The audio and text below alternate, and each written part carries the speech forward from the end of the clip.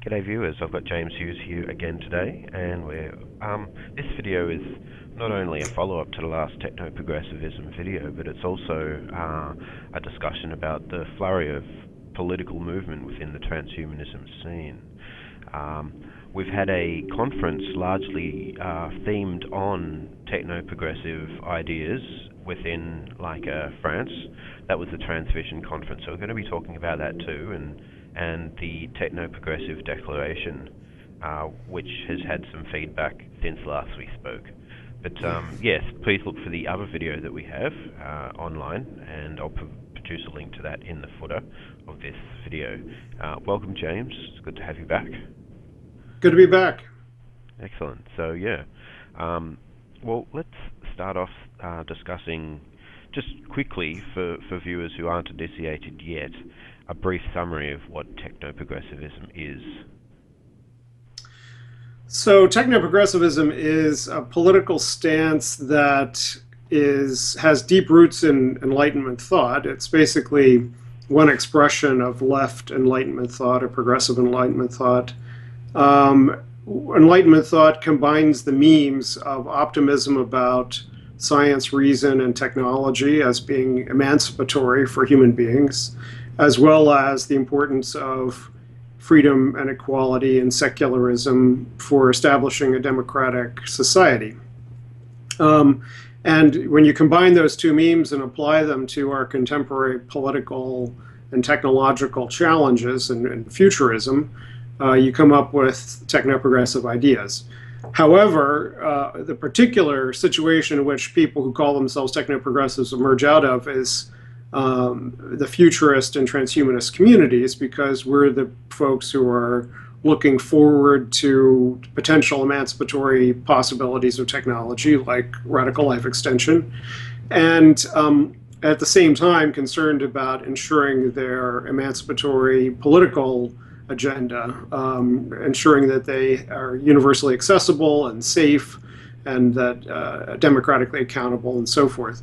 So although we think that the technoprogressive memes have much broader resonance, the particular term technoprogressivism, it represents the left of center futurist and transhumanist community at this particular moment. We hope it will have broader appeal. Mm-hmm. Okay, that's cool. Now, yes, as I mentioned earlier, recently there was a Transvision Conference in France, and a number of transhumanists and non-transhumanists were there. So the technoprogressive idea was discussed, as well as the new Technoprogressive Declaration. How about let's start discussing what the Technoprogressive Declaration is, and then we can discuss some of the feedback you had at the conference. Well, the French Transhumanist Association had always been more progressive, politically progressive. And in the French context, it was important that they do so because they wanted to ensure the intellectuals that they were in communication with, that they had sufficiently distanced themselves from what was seen as a reactionary American libertarian set of ideas, and that their vision was more grounded in the importance of ensuring equal access and so forth. So they had called themselves Technoprog from their inception, that they were specifically technoprogressive transhumanist group. And when they decided to put together this conference, the theme of this conference, they've done a number of conferences in the past, but the theme of this one was social justice and transhumanism. They teamed up with a group that worked on, for instance, cochlear implant politics with the deaf community, and there was a very heated discussion of cochlear implants with simultaneous translation, English, French, and sign language, with a group of deaf activists who were in the audience, and several panels devoted to this topic of whether. Great. Yeah, that was very interesting, very fascinating. I think Anders Sandberg was the one we put up to represent the transhumanist point of view, and he was a little bit nonplussed at how to respond to the passion and the heat. But on the other hand, we had wonderful conversations about, for instance, David Wood gave a great talk about the impacts of technology on equality and inequality in the future. And we had talks that addressed feminism, and we had arts events. That there was a long arts intervention that pretended to be a sales pitch for a number of future biotechnologies, many of which were quite disgusting and, raised even the transhumanist gag reflex, which is hard to do. Yeah. David Wood filled me in. Actually, there wasn't a very,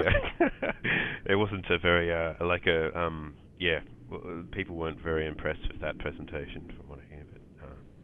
I thought it was carried off rather well, but in terms of its political import, it was, typical of, that it's easy to get people to feel revulsion about particular technologies in the future, but if you actually had, a serious condition of some sort that would be solved by something gross like cutting a liver out of somebody else and sticking it in your body, then all of a sudden what's gross doesn't seem gross anymore. So, I think it was interesting to push those buttons and see where it led. But at any rate, it was a wonderful conference, very well organized. It got a lot of media attention. There were 2 counter-protesters from a Luddite organization. Given what's happened in France in the last week, I mean, I think there was a lot of anxiety about the potential for a more vigorous and potentially violent counter-protest. And that did not manifest. There were just some leaflets and tight security as well. But no, the whole thing was very well organized, and it came off very well. And on one of the evenings of the conference, we adjourned to a restaurant. The Technoprog activists, about a dozen of them, myself, Eamon Toyman from the UK, David Wood from the UK, Natasha Vida Moore, and several others. And I had put together, and then we had been discussing online for about a week between David and myself and the French folks, a potential statement, one-page statement of common principles.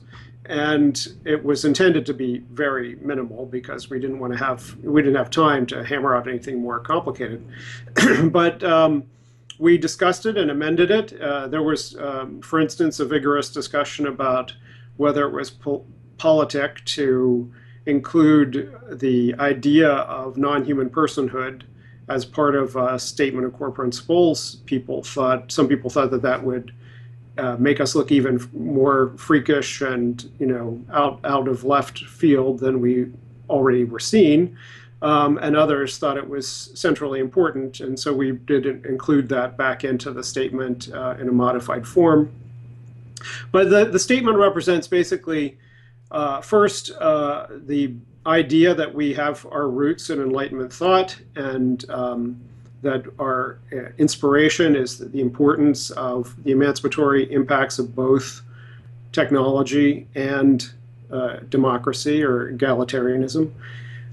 Second, that we have a mission to both work within the transhumanist and futurist communities to raise the importance of the egalitarian and democratic agenda that is often ignored by conservative or apolitical or libertarian people within those communities. And secondly, we have a mission to work in movements, social justice movements, that often have been deeply influenced by Luddism or technophobia to deny or ignore the emancipatory potentials of technology, and to raise those points and point to those potentialities. And then we have strong consensus about the importance of radical life extension as a political demand, the longevity dividend, and the way that public financing for anti-aging research needs to be on the agenda of many countries, and then universal access to those healthcare therapies. And then also strong consensus about 2 other points, one being the imminence of technological unemployment and the importance of a basic income guarantee to address that. And then finally, the importance of catastrophic risk mitigation, broadly construed, weapons of mass destruction, pandemics, et cetera, et cetera. So those were the basic points that we addressed. There are many other potential points that could have been addressed. And one of the things that's happened in the immediate aftermath, we've got hundreds of signatories now for the Technoprogressive Declaration. And many organizations have formally endorsed it. The majority of the board of Humanity Plus formally endorsed it. But more interestingly, I think, is that immediately after the Technoprogressive Declaration started to circulate, David and Eamon in the UK formed the UK Transhumanist Party, which they were able to cobble together a much more extensive platform or statement of principles for than the Declaration had attempted. Right. And it broadly reflects the techno-progressive point of view. Yeah, that's really good. And then there have been a number of copycat efforts around the world in about half a dozen other countries, and so we'll see what comes of this. I'm not entirely. I don't think that the party format is the ideal format in most countries for pursuing the ideas at this particular point. Particularly under the flag of Transhumanist Party, which is what the UK and other parties are calling themselves, the Transhumanist Party. If anything, I think Futurist Party might, be somewhat more, plausible. But I just don't think that our ideas are quite at the point where they're a party basis. I think what we probably should be doing at this point is forming caucuses within political parties. Within the UK, within the three main political parties, within the US, two main political parties. And those caucuses then can work strategically with the caucuses in the other parties on certain topics, but also represent the distinctive political point of view of their parties. And I think that probably makes more sense. And also think tank, or the IEET, for instance, as a formation. And but the fact that people are trying to do this party effort is instructive, I think, because it forces them to say, well, if we were to be a political party, what kinds of things would we actually be for? What kinds of programs could we actually present to the public? And stranger things have happened. I mean, the Pirates, I never thought that the Pirates could achieve success as a political party, and they have done far more than I ever expected. And there are countries like Italy and Israel where it takes a very small part of the country's vote to get a party into the parliament. So there are some countries where a small niche party like a transhumanist party or a futurist party might be able to get into a parliament and represent some ideas. So actually, on that point, where do you see the interests of the transhumanist circles and the pirate party intersect? Well, I think that this again is a question of because remember, libertarian. I think they were going to come to one of the conferences and talk, but I think the speaker couldn't make it because he had other engagements. But it was on his radar. I just wanted to let you know. Yeah. Well, the pirates are a mixture of kind of anarchist, libertarian, what we would call in the U.S. libertarian, and left-wing thought. And as a consequence, this is one of the reasons I didn't think they'd be very successful, because when you actually say, well, for instance, how do you support artists without acknowledging that they have some property rights over their work? I know artists who are very skiffy about the idea of the complete abrogation of intellectual property rights in artistic creation, because that means that they won't ever get paid for what they create. And if you can just rip it off and never have any consequences for it. There are exceptions like Cory Doctorow, who have pioneered giving stuff away for free as a lost leader for making actual money off of their artistic work. But most artists, really would like to get paid for their work. So, I think that you have to come down at some point for a responsible intellectual property regime. And I haven't seen the pirates really representing that, but maybe I haven't been paying enough attention.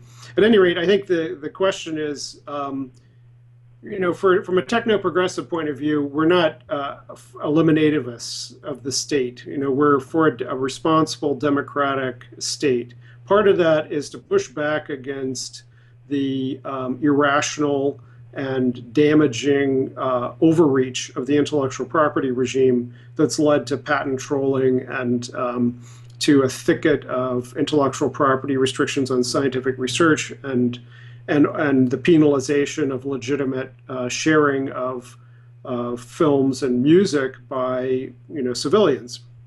So I think that we need to push back against that stuff, but at the same time, we're not anarchists. We're not saying that the state has no legitimate interest in protecting property rights. So I'm not exactly sure where the interests intersect, but we did include a line about digital rights. And I think that the general kind of inspiration there is that because we are children of the Enlightenment, we see the right to self-expression and the right to have to own some things of your own and share them with others.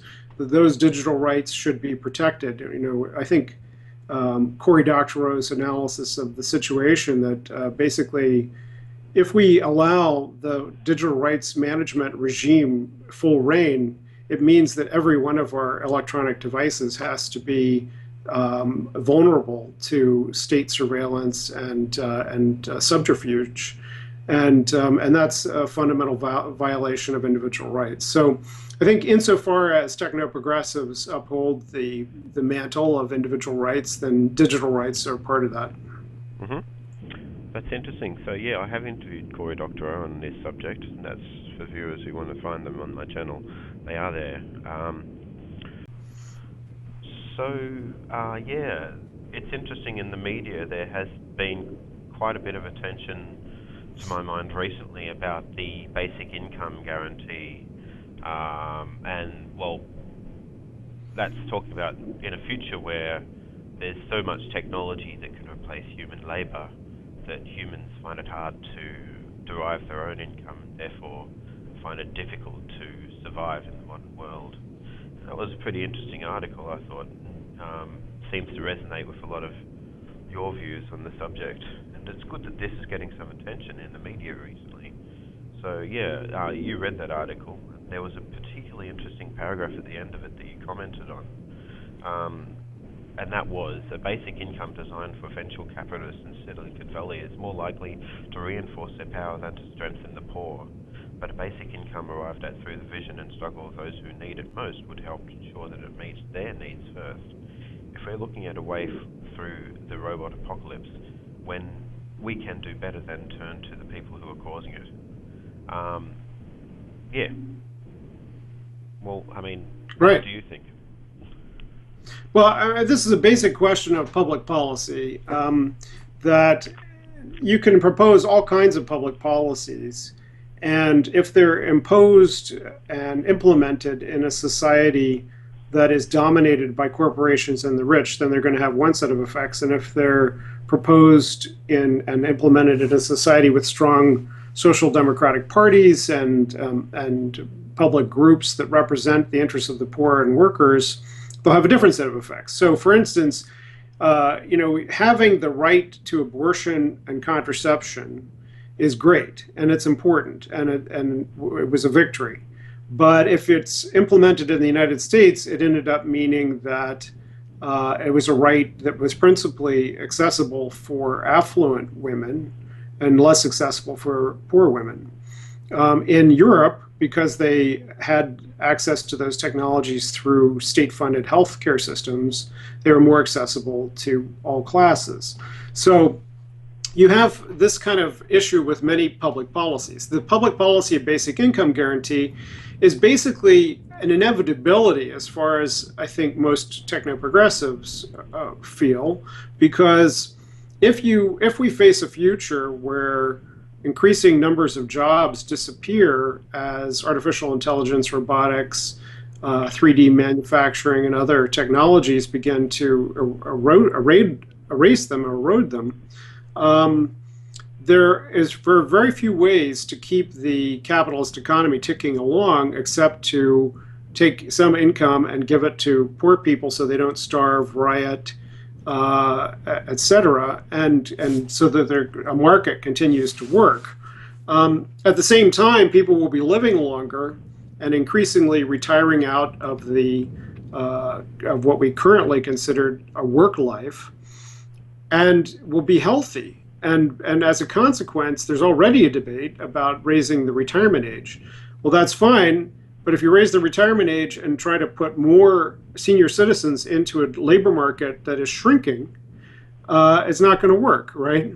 So the inequity of taxing a shrinking number of workers to support welfare benefits for a growing number of permanently unemployed and senior citizens means that we have to have a complete renegotiation of the relationship between income and work and leisure and education and retirement in our societies.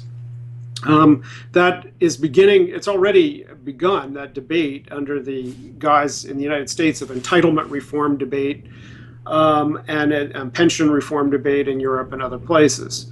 But we think the basic income guarantee is the most logical and equitable solution. Now, there are people on the right who are also fans of the basic income guarantee, and the last time that this policy was promoted in the United States was in the 1960s, when people like Milton Friedman and Republicans were excited about it because they thought it would reduce the size of the nanny state, getting rid of programs like food stamps and aid to dependent families and so forth. Instead of having all these nanny state bureaucracies, you just give cash payments to the poor and they can do with it what they will. That appeals to a libertarian sensibility. And it would reduce the size of the welfare state. But the problem could be, if you look at it through the technoprogressive lens, what kind of basic income will we end up with? Will we end up with one that's minimal, so that, as in the Beggars in Spain series by Nancy Kress, which is one of the best kind of explorations of this future, in which the majority of people in the industrialized world don't have access to jobs. They've been eliminated by structural unemployment, and only the cognitively enhanced class elites have access to employment, like 10% of the population. So in her novels, they create a basic income, and it's enough for everybody to have cheap booze and TVs and to have their trailer park homes, but not to have true equity between the classes. And so this enhanced uber class continues to move ahead, and the majority just live on the dole. That's not the future. That's not the ideal future. The ideal future is a robust basic income guarantee, which will require substantial redistribution of wealth. Because if you just take the current welfare expenditures, for instance, in the United States on Social Security, which would be hard to get a hold of in the first place, if you just take all the current welfare expenditures and redistribute it to all Americans, it would be about $10,000 a person per year. That's not enough to live on. So even if you were to get it up to $20,000, say it was enough for someone to actually live on, it would be a pretty meager existence.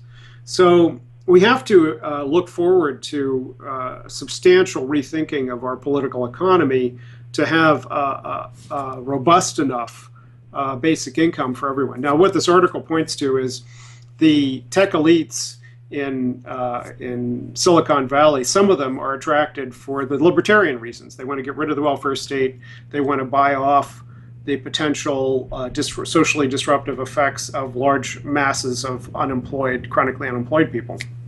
But they're not interested in any substantial redistribution of wealth or rethinking of the political economy. And we technoprogressives are. So that's, I think, some people got mad at me when I promoted that article. They said, why are you trying to create division in the ranks around basic income already when it's not even, when the idea is just getting popular? And it's like, it's not too soon for us to say, look, we can have a coalition for basic income. And we can recognize that within that coalition, there are a lot of different kinds of folks with lots of different motivations. And at some point, we're going to, if we win basic income, then we're going to have the next stage, which is what kinds of basic income we're going to get. And at that stage, we're not going to be coalition partners anymore. And this is just, that doesn't harm the coalition today to acknowledge that and to say that that's a fact. That is a fact. Just as you could have a coalition for drug legalization that included libertarians who don't think that mental health services should be universally financed through a public health system, and people who do. And once you have drug legalization, then you have to say, well, what do we do now with folks who are chronically substance dependent? Do we have sufficient financing for public health services for those folks or not? And some of those folks who are for drug legalization aren't going to be for extending those public health services, and some of us will. So, that's just political realism and preparation for the next stages of the struggle. Right. So, yeah, I guess there's arguments on both sides. One of the things that I often see in debates around statists versus anarchists or libertarians versus like Democrats is, well, what they ask is, well, what's the incentive for a state to support its subjects? What motivates them to do that? If they're in, it seems as though there's less motivation to support the poor, support everybody's rights, whereas the libertarians depend on the market, which is generated by individuals' wants and aggregated of several, millions of selfish individuals, I guess. So how would you approach explaining to somebody who's concerned about the motivation of the state to supply something like basic income? Well, in an ideal world, the state is merely the reflection of the popular aggregated will. And so the motivation of the state is the motivation of the aggregate of individuals and their, what they work out through democratic compromise. In reality, states, bureaucracies, the interests that aggregate around states do have sectoral interests that are separate from the public. And that's why you can have military dictatorships and theocracies and so forth, that don't represent the interests of the masses, that represent only a minority set of interests, but are able to stay in power. In our liberal democratic societies, I think we have a mixture of the two. We have some sectoral interests of states that are separate from the public, like, for instance, public sector workers. There's a big debate in the United States about the difference between the pension guarantees for public sector workers, which are relatively generous, and the declining pension guarantees for private sector workers. And private sector workers are being mobilized by right-wingers to try to reduce the benefits of public sector workers. It's true that there is a difference between the interests of the two groups, but the interest shouldn't be that we should get rid of the pensions of public sector workers. It should be that all private sector workers should have pensions. But anyway, so there are sectoral interests. So your question is, why would states want to buy off people with basic income? And the reason is, from the cynical point of view, that states will lose legitimacy and potentially lose power if masses of unemployed people starve in the streets and begin to rebel.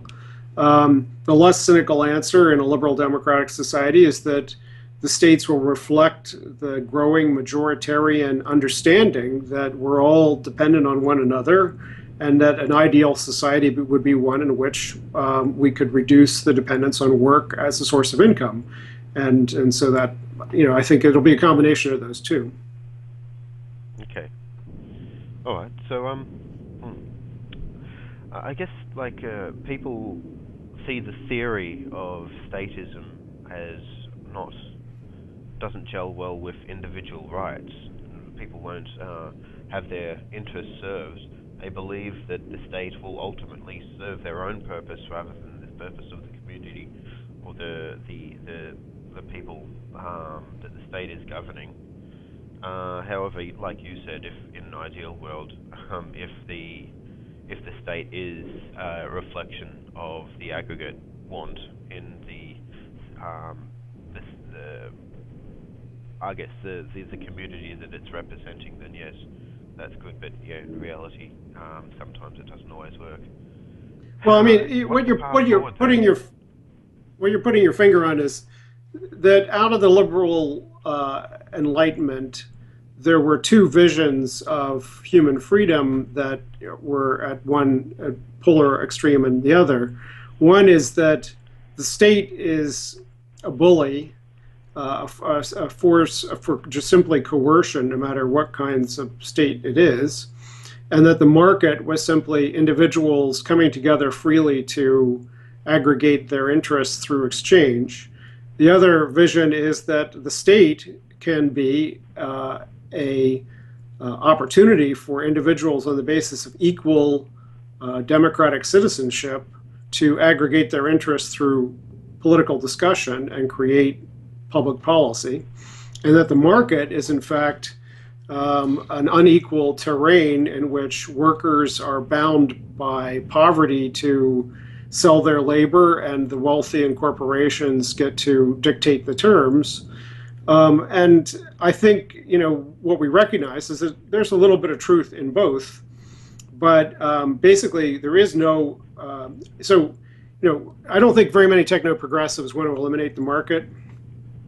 We all believe at this point, most people on the left still believe that it's legitimate for individuals to have individual private property, and to exchange it, that we don't want to take away the right of, someone to grow tomatoes in their backyard and sell it at the farmer's market, et cetera, et cetera. But the aggregation of wealth, as Thomas Piketty has pointed out, to the top 1 or 0.1 or 0.01% in the industrialized world is out of proportion to any possible social utility or labor on the part of those folks.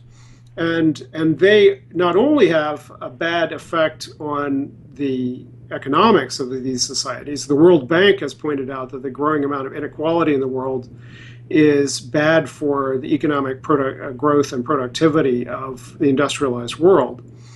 They not only have that effect, but they also have a bad effect on the politics of the world, because they live in a stratosphere that, some of the political candidates for president in our last election were principally financed by individual billionaires. Peter Thiel, a transhumanist, was the principal financier for the libertarian Ron Paul. And there was, other financiers for the other political candidates who just were able to curry favor with those candidates. So, the prospect of having an American president elected principally financed by one person and their individual wealth is just out of proportion to any notion of what a democratic society should be. So I think what we have to say is there is the potential for the state, the liberal democratic state, to not represent public interests and to be overly coercive at times. And we see that with all kinds of civil liberties issues. But in general, the balance of power has been towards the rich and corporations, and the only way to balance that is through the action of democratic states. Okay.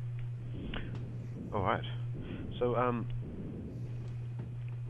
if there's anything else you'd like to cap off on the subject of technological unemployment and a basic wage guarantee or basic income guarantee, let's do that now.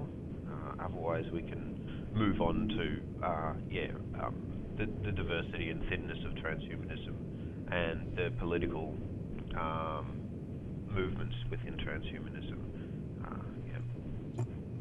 Well, just that the basic income idea is also hugely taken off. The technological unemployment meme is spreading. So I think we're at a tipping point with those ideas. It's hard in the United States right now because our economy has been adding a healthy number of jobs in the last 6 months or so. So it's hard to make this particular argument, just as it's hard to get people excited about global warming in the winter. But the long-term trend remains the same, and when the next economic downturn comes, I think we'll see even more chronic unemployment, even more underemployment, and so forth. So that will come. But yes, let's talk about transhumanism. But I'd just like to say that you guys at IEET has been discussing this for a long time. I've noticed, like, you've had articles going way back into the early 2000s, maybe even the 90s, I'm not sure. I don't think IEET was around then, but in any case, yeah. It was, yeah, so it's something that you guys really picked up on early compared to the rest of the world. So I applaud you guys for doing that.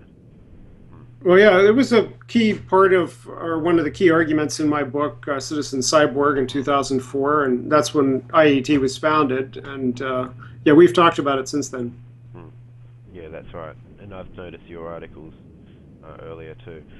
So yeah, we're at a tipping point where these discussions are becoming mainstream. That's good, you guys are ahead of the curve.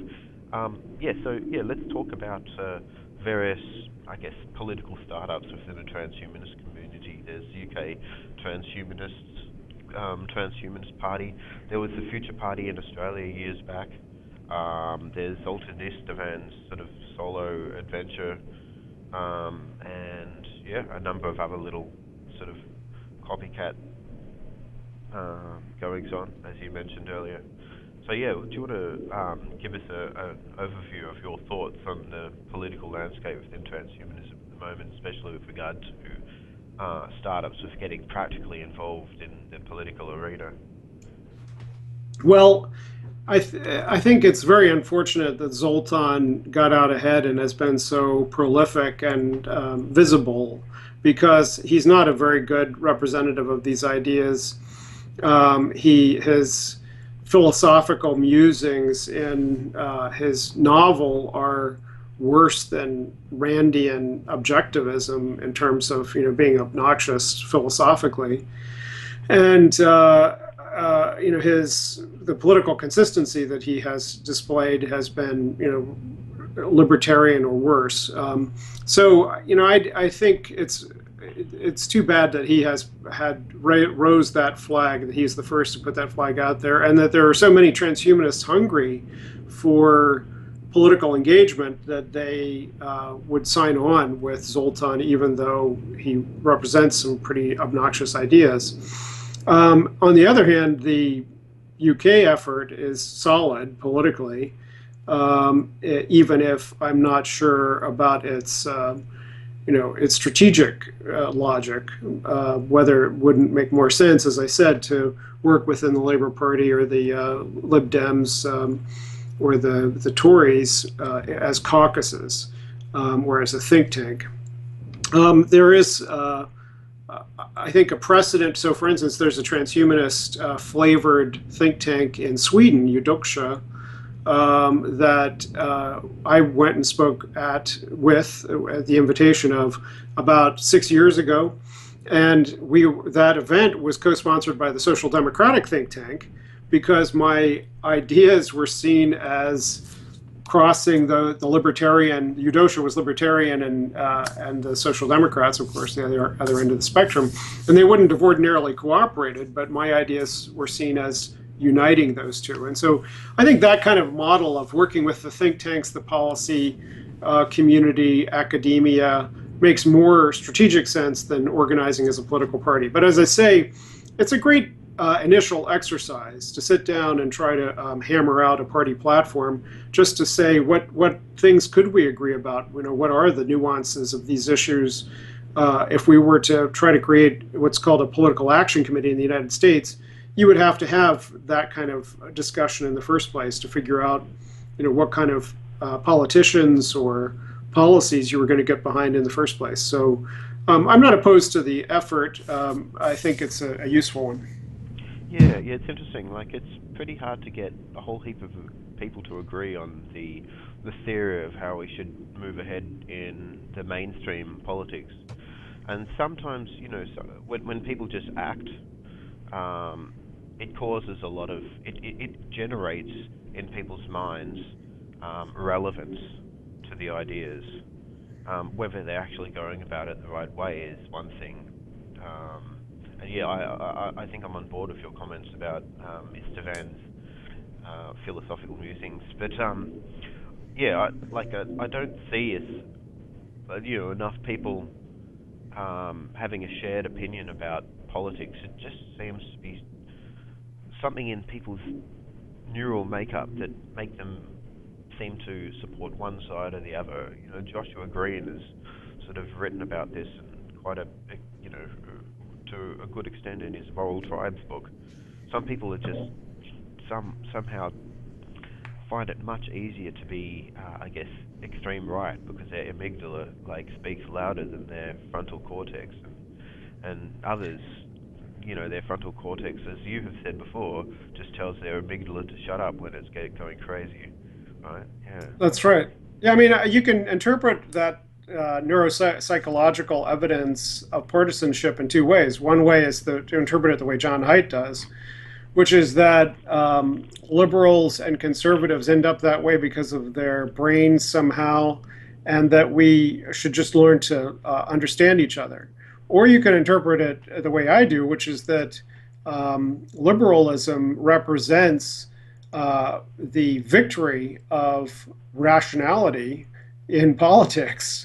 And that's why people who have stronger prefrontal cortexes and weaker amygdalas end up liberals, and people who have stronger amygdalas. Now, that may be currently unfixable by technology, but one of the reasons that we're transhumanists is that we think that things that we are born with are ultimately fixable. So part of the political agenda of moral enhancement, as far as I'm concerned, is fixing the fact that some people can't seem to tell their amygdalas to shut up, because they should. They should be able to do that.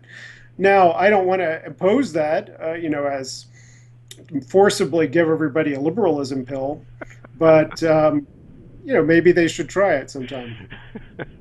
That's interesting. Yes, and moral enhancement is something we've discussed before, and that's a very interesting topic. And I'm wondering when that'll go mainstream, and whether it'll be under the guise of moral enhancement. That'd be interesting. Well, moral enhancement has a pretty heavy-handed, idea behind it, but I think the first stage of every enhancement technology is a therapy. So we'll have therapies for obsessive xenophobia, for hatred of others. We already have therapies for inability to control your aggression or your sexual impulses, self-control therapies. We already have people working on therapies for psychopathy and autism. So many of the things that are the targets of moral enhancement will start as therapies for extreme versions of that particular malady, and will end up as capacities for even greater compassion or reason or fairness or whatever it is than we currently are capable of. Yeah. Okay. So so can you give me a date of when it will go mainstream then, James? An exact date and time? Well, in a sense, I mean, as I say, these things, the spread of attention deficit disorder diagnosis and stimulant medication treatment in the United States, and now increasingly in Europe and other places, is a form of moral enhancement. So it's already mainstream. I mean, people wring their hands about the overdiagnosis of ADD, and what they're saying is increasing numbers of people recognize that they don't have the capacities for attention and self-control that they would like to have, and that stimulant medications enable that. That's moral enhancement.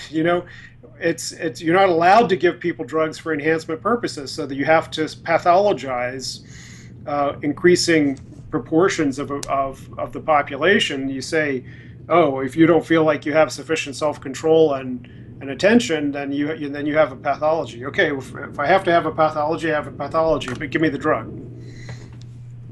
But it's actually enhancement. Yeah. I wanted to say before that I've spoken to Didier Cornele. He's closely associated with the French Technoprog, as far as I understand. Yeah, I interviewed him years back for a precursor to the 2011 or 2011 first Transhumanist conference in Asia at Hong Kong, well, I'm not sure if it was the first one in Asia, but it was touted as being that. Definitely in Hong Kong and perhaps China. So yeah, that was interesting. But that was more on life extension. Yeah, he's a good guy. That guy. Did you speak? Yeah, oh yeah. He was a part of the drafting of the Technoprogressive Declaration, and he's very passionate about life extension. He was very happy that that was a central plank in our statement. Mm-hmm. Okay. Well, where do we move forward with the Technoprogressive Declaration?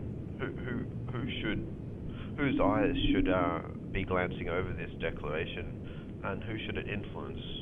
Is it going to influence politics? Is it going to influence just people who get fired up and then vote for the right political party? Where's it going? Well, whenever you see bioconservatives attacking transhumanism, if they mention politics, they just associate us with the libertarians. And the evidence that I've collected over the last 10 years, a number of polls of transhumanists over the last 10 years, have shown that the majority of transhumanists are left-leaning. They are not libertarians. Libertarians only represent about a quarter globally and in the United States of the transhumanist community. So they're there, and they're very influential. I mean, Peter Thiel is the principal philanthropic backer of a number of transhumanist organizations, and he's out there politically. But if we actually get transhumanists together to express their voice politically, it's going to be predominantly a left of center voice. That will help the image of the ideas that we represent enormously with many of the communities that have been hostile to what we're about. One of the most staunchest critics in the United States of transhumanist ideas is a think tank called the Center for Genetics and Society, and they constantly harp on the techno-libertarian point of view and how crazy it is, and how it's going to lead to the enslavement of women and workers and people of color and so forth. And if we could have a more visible techno-progressive voice in the debate, saying, no, look, most transhumanists actually want to create an egalitarian future, not one in which people are, more unequal, that would be an enormous help. Now, it will also mean some division within the transhumanist ranks. So part of the issue is, and when I was executive director of the WTA and then what became Humanity Plus, I was pretty explicit about the fact, look, I'm a leftist. I think there are lots of leftist transhumanists. Leftist and libertarian transhumanists can work together. We have to have certain parameters. We had debates when I was executive director about throwing out Nazis that we did. We had debates about throwing out people who were sympathetic to Putin and to Stalin, which we didn't end up doing because they didn't turn out to be as sympathetic as we thought. So there have to be parameters, but you can also have an organization like Humanity Plus that represents a variety of political points of view. It has to be within a certain range. But that always turned out to be because people weren't willing to own up and simply say, we represent the Technoprogressive caucus and we represent the Libertarian caucus, and let's put up two slates of candidates and see what the board of directors gets elected, and is it going to be more of this or more of that? We just beat the crap out of each other all the time. So I think it's possible for us to be more explicit about the political divisions within transhumanism in ways that help transhumanism, in ways that allow us to work within the various political communities that we want to work within, and in ways that enable the Humanity Plus to move forward as a politically mature organization. there are certain things that we can agree on about spreading the importance of life extension, the importance of cognitive enhancement, deregulation of certain kinds of drugs, and so forth, things that we all agree on. But there are other things we don't agree on, and we have to be explicit about that. Yeah, right. And why is it that people aren't explicit about their beliefs in these debates and just end up it turning into a flame war, or as you said, beating each other up, being turned into a shit fight or whatever? It is counterproductive. But one thing is that I suspect people don't know where they belong. In a sense, they haven't really thought things out. The reason why they're debating is partly because they want to be part of the debate. They want to get involved. They just do, and they want to work out where they stand along the way. Well, transhumanism is overwhelmingly male. It's overwhelmingly 18 to 40-year-old men. And as a consequence, those kinds of, and affluent and white and Euro-American, et cetera. And as a consequence, that milieu, especially the technological milieu that a lot of transhumanists come out of, computer science and so forth, they have a kind of implicit politics, and it tends to be a libertarian politics. And so, but as I say, when push comes to shove, those who've thought about their politics end up being on the left. But we're libertarian in the sense of being for individual liberty, and we're all on that page. It's the same page. But so a lot of folks have an implicit politics, but they just haven't thought about it very much. Sometimes they think that government's just stupid. Politics is just a bunch of people yelling at each other. I don't really have a politics. But then they have political opinions that end up actually being a politics of some kind. I'm gratified that the majority of folks who actually think about their politics in our milieu end up being somewhere to the left of center. But a lot of those who are allergic to politics, which is about 15% to a quarter of transhumanists, say that they're apolitical, or that they're others. I can give them every possible political flavor, and some of them will say other, and it's like, what is that other? It's like, you want to be ruled by the three-breasted Queen of Mars or what? But some of them just don't want to commit themselves. They're post-ideological, and that's a part of the condition of our age. I think is that the 20th century was a very ideological age, and there's a kind of allergy on the part of a lot of millennials and baby boomers now to ideological commitment, and I can understand that. I've always been someone who relishes multiple and overlapping and divergent ideological commitments, but not everybody's like that. Right, yeah.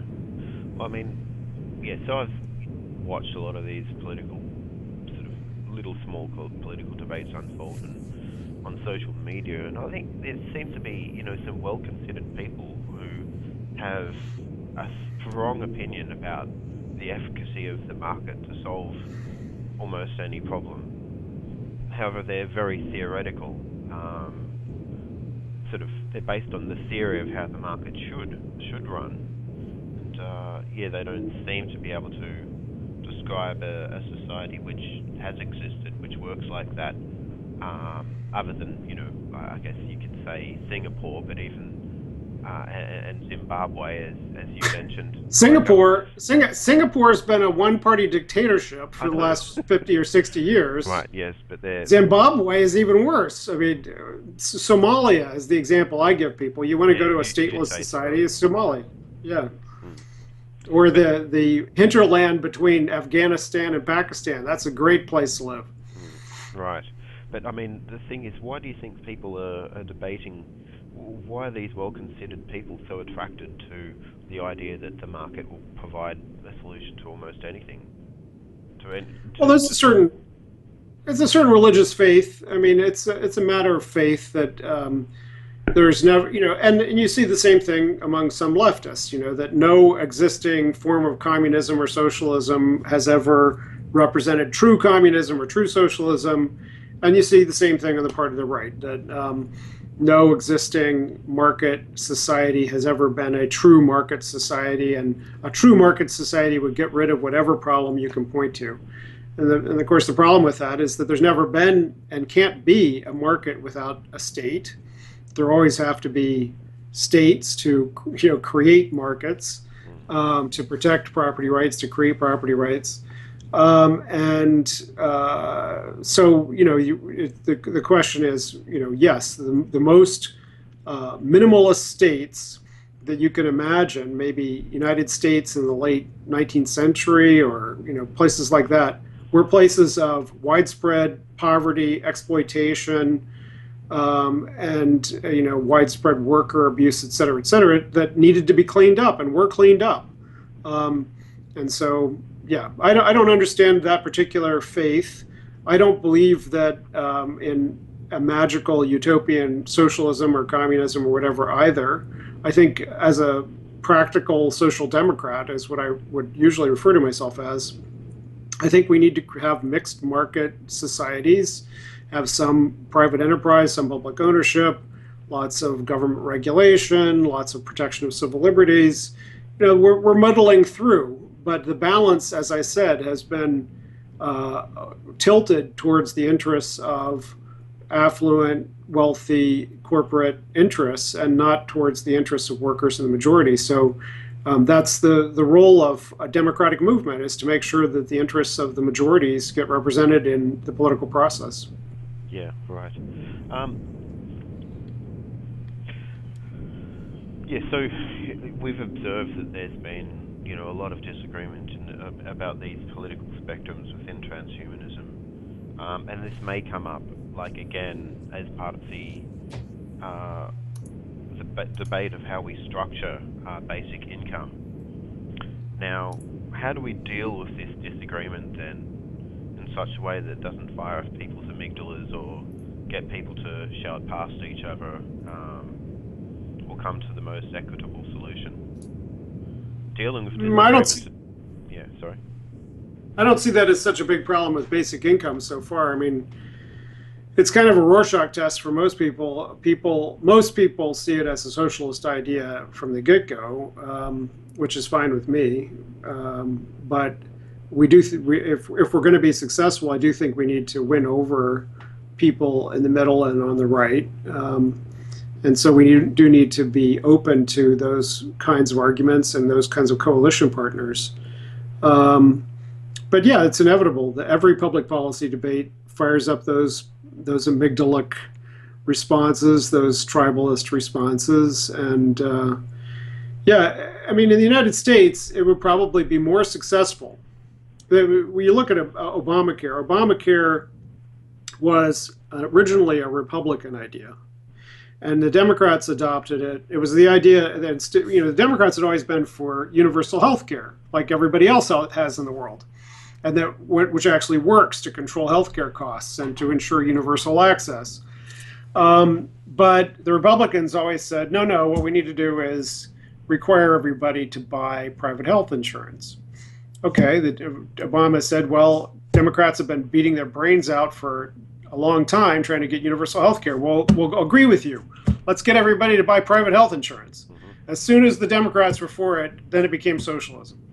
And the Republicans started to beat our brains out again, saying we were, imposing socialism on America. In the end, it's not even going to work. So yes, if basic income comes to the United States, it probably has to be seen as a right-wing solution rather than as a left-wing solution, given the nature of our politics. In Europe, it's a more open game. I think you could have more coalitions between left and right. It's not good for a policy to be seen as a socialist policy in the United States. Yeah, right. Okay. So where to from here? Is there going to be any other events or conferences discussing technoprogressivism and basic income guarantee, especially in the near future, do you see? Possibly. Well, there's an annual conference in the United States on the basic income idea. It's held at the annual meetings of the Atlantic Economic Association every year. And then there's the Global Association, BIEN, which holds an annual basic income meeting, and those have been growing in participation and importance. So yes, and there are national associations of basic income advocates as well. So those are important avenues for us to work in. I think also we need to build more, our mission as technoprogressives in particular around this particular question is to build more alliances between people in social justice movements and the futurists who believe that technological unemployment is an inevitability. Because, for instance, very few labor people can wrap their mind around what the future might look like with technological unemployment.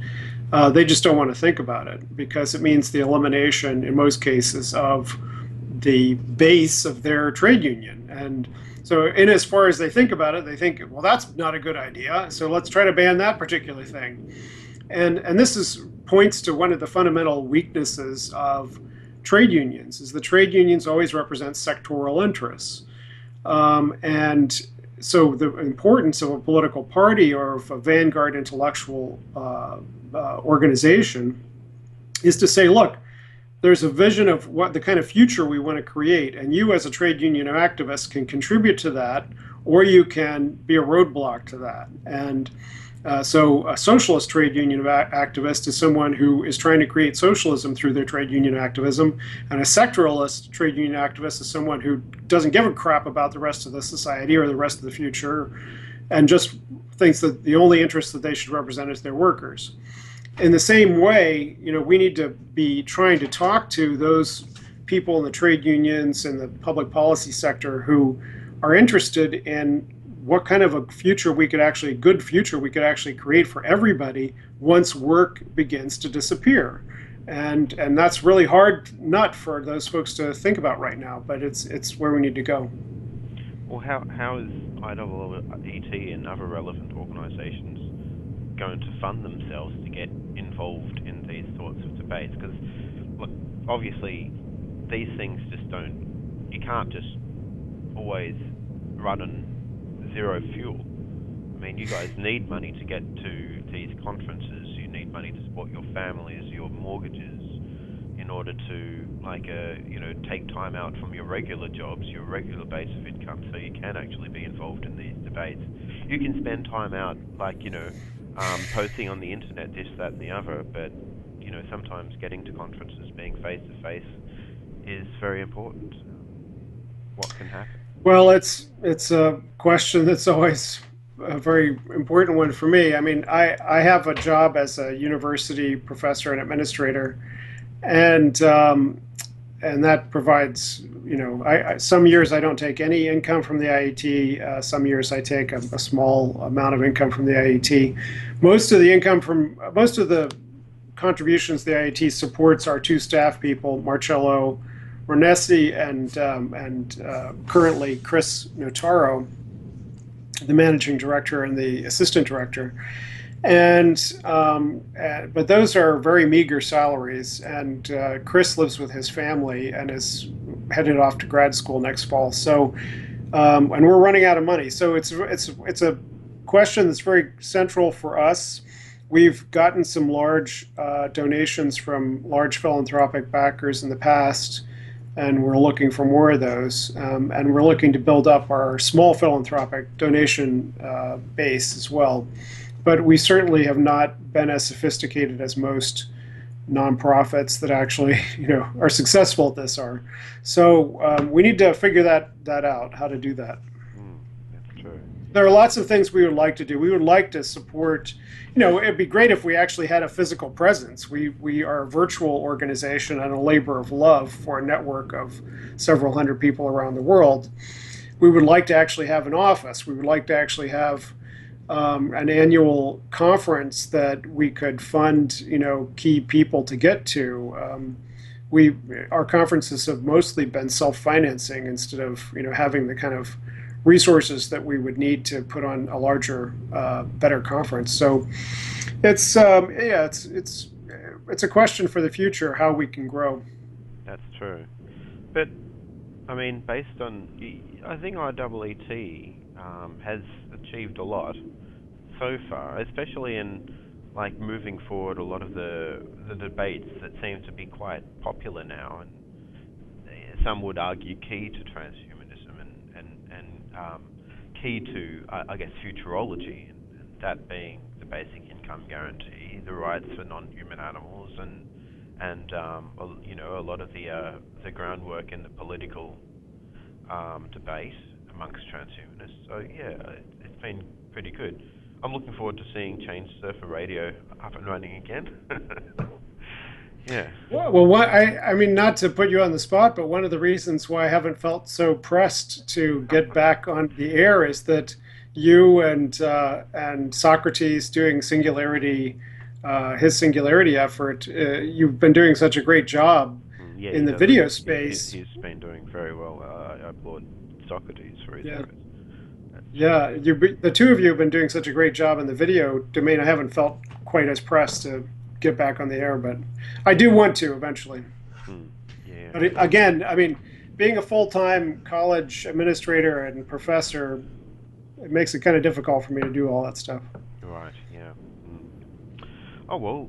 Yeah. So look, I guess it's worth asking people directly if you feel IEET is doing good things for the transhumanist community. Perhaps, you know, think about backing up that with a donation. just Thank as you. simple as that. Yeah. I appreciate the plug. No worries. Anyway, is there any conclusive statements you'd like to bring up about technoprogressivism in general, especially in reference to the previous conference at France, that we may not have covered or didn't think to ask you or prompt you about? Well, just that I think it was a great step forward. I've been thinking about the need for such a, a global coalition statement, and it finally came to fruition. I think the question of how we organize politically is still up in the air. I mean, what kinds of formations this should take. My model had always been, my coming out of democratic socialist activism, had been the Socialist International, and that is a coalition of parties, except for the one that I belong to. In the United States, we were formed as a political action committee, basically, instead of as a party. We worked within the Democratic Party. And so I think a lot of my perspective is shaped by that, you know, that maybe parties work in a lot of places, but not all. Excellent. Well, it's been wonderful having you again. I guess I'll stop the video here, and thanks everybody for listening. There'll be more on this subject on my channel in the future, and don't forget to watch the previous one on technoprogressivism, which was released last year, very late last year. Thanks for listening, and thank you, James Hughes, Executive Director of IEET. Cheers. Thanks.